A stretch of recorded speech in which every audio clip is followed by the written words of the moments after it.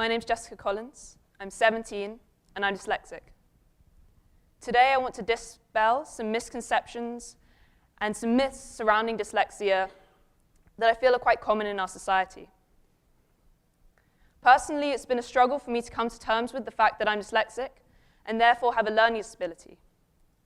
Part of this process is to realize that dyslexics' brains work fundamentally differently from those who do not have dyslexia. Apart from talking about the barriers that dyslexics face in everyday life, I also want to talk about how dyslexia can be a powerful tool for the way that dyslexics think, and that this can be a great resource for the world. So what actually is dyslexia? Well, it's a specific learning disability. And this is really important because it does not affect your ability or your intelligence, but affects specific parts of your brain and specific skills that you might have, such as reading and writing. It's a spectrum disorder, and so goes from mild to extreme. And this is also important, because even if you are mildly dyslexic, you're still dyslexic and your brain works in a different way. It's hereditary, and this means that if your parents are dyslexic, you are likely to be dyslexic. Through twin studies, they've seen that if one twin is dyslexic, the other one is very likely to be dyslexic. And I know that in my own case, my mum and most of my maternal side of the family are dyslexic. So scientists have identified about 6 genes that are probably responsible for dyslexia.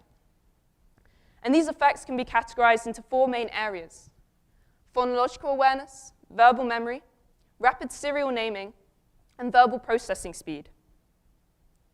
These effects can be drawn into things such as putting E's at the ends of words or mixing up letters. One of the areas that I wanted to go into was phonological awareness. So phonological awareness is the relationship between letters and letter groups and the spoken sounds that they represent. Dyslexics often have trouble breaking down unfamiliar words into letter sound segments. For example, dyslexia can be broken down into the phonemes Dyslexia. And dyslexics often have trouble relating these phonemes into the alphabet. For example, with dyslexics could see this as DYS, DIS, DES. And when we look at dyslexics studies when they're reading, you can see that a non-impaired individual when reading uses the front of their brain, but also uses the back part of their brain significantly more than a dyslexic individual who just uses the front part of their brain and uses it a lot more than a non-impaired individual. I think this is really interesting in showing how dyslexics' brains work physically differently from non-impaired individuals. I also wanted to show you my own dyslexic diagnosis test. So this is from when I was 16. And you can see that the national average is 100, and that the general ability is above the average, but certain individual skills, such as single word spelling, the recall of digits, are very low. And this is because of the way my brain functions, in that some skills are less developed than others. So when we come to diagnosis and then we come to treatment, there is no cure. It is a lifelong condition, and the thing that you can do is you can develop techniques. It's always better to be able to develop these techniques younger, and this is why it's incredibly important that institutions work towards diagnosing students at a younger age so that they can get the techniques they need to function in the world. Such techniques can be one-on-one attention, focusing on phonics training, and the use of more and more of technology with games such as WordShark, which I used in my childhood.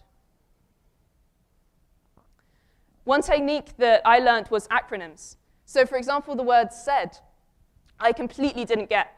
Even at the age of 12, I was always mixing around the A and the I just didn't understand what was going on. Until one day a teacher told me the acronym, Sarah Ann is dead. And from then on, I never had a problem with the word SAID.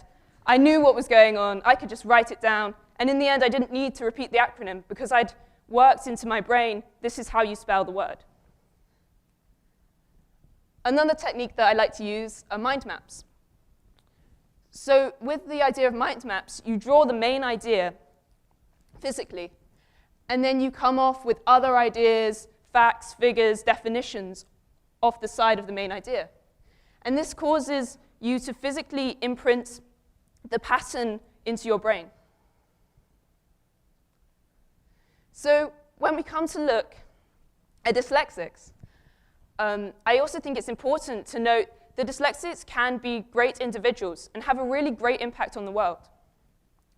For example, some of you might know that Einstein was a dyslexic, also the architect Richard Rogers, or the writer Richard Ford.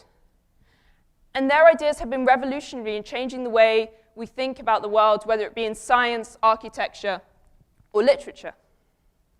I also wanted to talk about a special role model of mine, which is my mum, who's in the picture, Gabby Agus. And at school, she was severely dyslexic and still struggles with reading and writing. But the way she found to process the world was through dance and choreography. And I think this shows that even if you are dyslexic, especially if you're dyslexic, that you're still able to process the world in a different and unique way. And this is really great for everyone. Another interesting individual is John Court, who is an artist. And when he looks at writing, he actually sees it like this. This is his artwork, and just shows that when you are severely dyslexic, you don't see the world in the same way as everyone else, because this is the way that he sees language.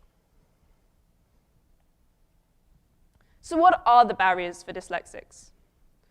Well, 50 years ago, dyslexia wasn't a well-known or even approved of disability.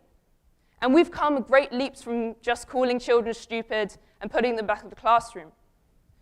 But there are still many barriers. Diagnosis is often very slow and inefficient.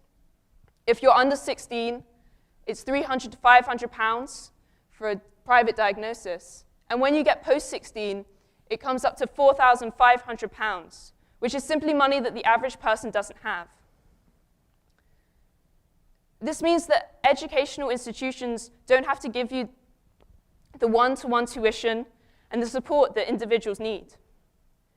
It also works in a cycle because educational institutions firstly don't have the money to diagnose students, but then once students are diagnosed, they then have to give them the support which costs money, and so they don't want to diagnose them in the first place. Another barrier is encouragement. I know that I've come home crying and thinking I'm stupid because I don't know my 12 times tables, because I'm slower than everyone else at reading and writing. But what we need to do is accept that people's brains work differently. And this is an exciting part of people. Because if we don't remove the bureaucratic barriers, if we don't remove this discouraging environment, what we get is we lose dyslexics. 53% of prisoners at Chelmsford, a prison in England, were diagnosed as dyslexic compared to 10% of the UK population. This shows a massive correlation between the likelihood of being dyslexic and the likelihood of going to prison, and just shows how institutionally we are leaving dyslexics to fail. So the conclusion I want to come to is that we all see the world in different and unexpected ways.